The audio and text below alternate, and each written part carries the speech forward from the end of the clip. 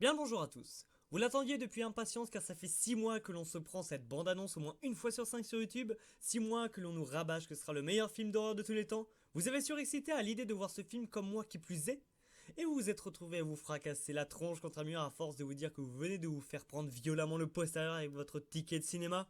Et oui, mesdames et messieurs, je parle bien de Etron Activity 5. Pourquoi Etron? Bah... Je préfère le dire directement, ça va spoiler sa race dans cette vidéo.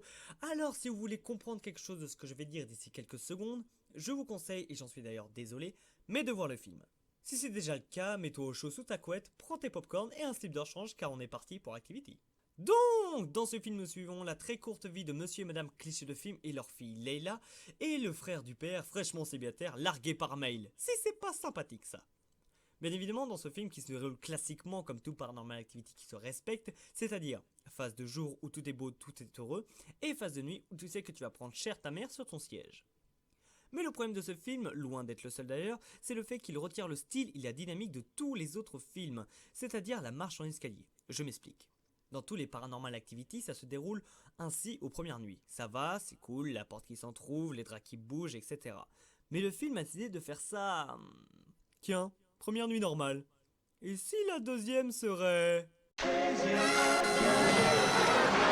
Ils ont défoncé la principale caractéristique de leur film en 15 minutes. Bravo, les gars. Bravo. Et je vous rappelle qu'il reste encore 2 heures à tenir. Car c'est l'apport de cette nouvelle caméra permettant de voir les spectres qui est très cool certes, mais le fait est que le film atteint tout de suite sa barre maximale en termes d'horreur. Car là tu le vois le bestiau qui te fixe quand tu dors. Et bien évidemment je parle pas de ton oncle qui à chaque fois que tu prends une douche te regarde à travers la serrure avec un long sourire jusqu'aux joues. Bref.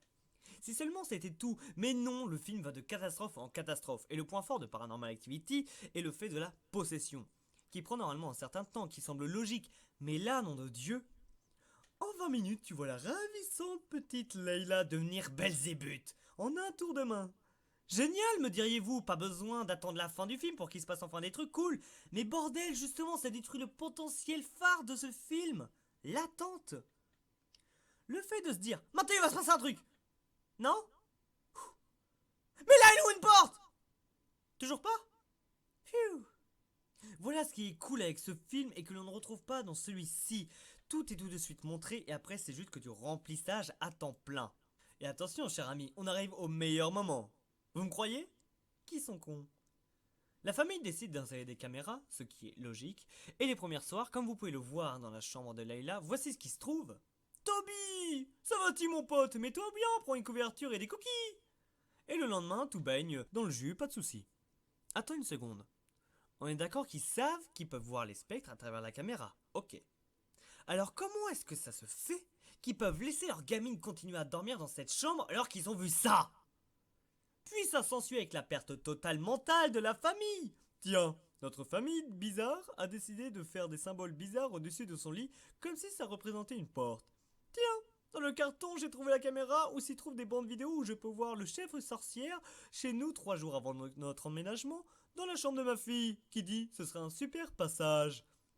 Bah, c'est pas grave, autant qu'elle continue à dormir là alors. Mais abattez ces cons, putain! Puis, bien évidemment, le Superman des films d'horreur arrive, je veux dire le prêtre machin truc bidule chouette, qui porte ses couilles puisque pour lui, le seul moyen d'être peinard est de défoncer Tomby en l'enfermant dans un cercle et en lui mettant un drap légèrement humide. Ouais, je vous ai dit, c'est un taré le mec. Même le pape, il trouve ça trop extrême.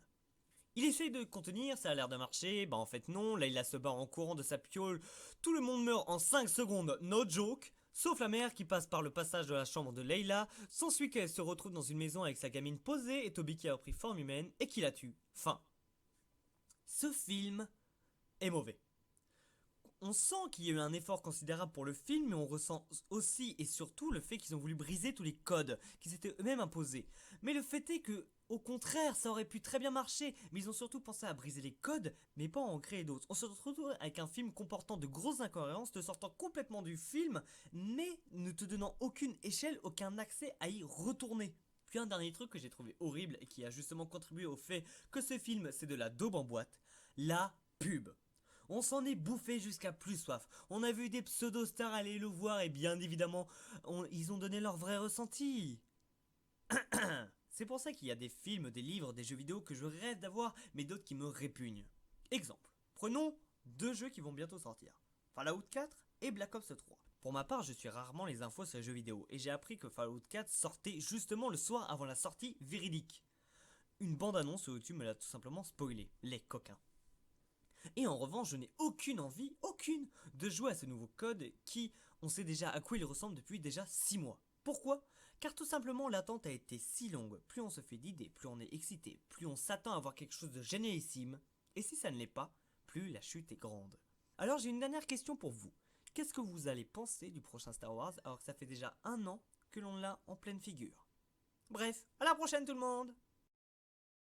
Pour ceux qui peut-être dans les commentaires vont se dire, et vont peut-être déjà même l'écrire, que c'est un pur exemple et condensé et copié-collé de Point Culture, absolument pas très cher ami. Pourquoi ? Tout simplement parce que Point Culture c'est beaucoup plus travaillé que ce que je viens de vous présenter ici. Pour moi là ce que je suis en train de faire tout simplement comme de la radio. Je ne vous demande absolument pas de regarder votre écran et même je pense que ce sera stipulé en gros et en rouge et souligné en gras et même en fluo. Oui car là je pense que j'ai essayé quand même d'apporter un minimum de propos par des images drôles et rigolotes que je me suis bien évidemment amusé à faire. Mais bon, vous le voyez aussi que je n'ai pas énormément travaillé sur ces images là, j'ai surtout travaillé au niveau du texte. Donc je vous conseille pour les prochaines vidéos sur les conneries en critique de les regarder tout simplement en mode radio. Il y aura de temps en temps des images bien évidemment pour ceux qui peut-être regardent la vidéo et surtout pour appuyer mes propos, mais vous êtes en aucun cas obligé bien évidemment, vous pouvez très bien faire autre chose, cette vidéo là est faite pour ne pas la regarder tout simplement et juste l'écouter. Un dernier petit truc, j'espère que ces nouvelles conneries vous ont plu, n'hésitez pas à me le dire et sachez que c'est un énorme travail pour ma part même si c'est très court, donc un pouce vert sera le bienvenu. Sachez aussi que cela ne remplace absolument pas mes conneries sur Bazookam, c'est juste un nouveau style que je vais apporter sur ma chaîne et je parlerai de tout et de rien de temps en temps, tant que je peux m'amuser sur le sujet.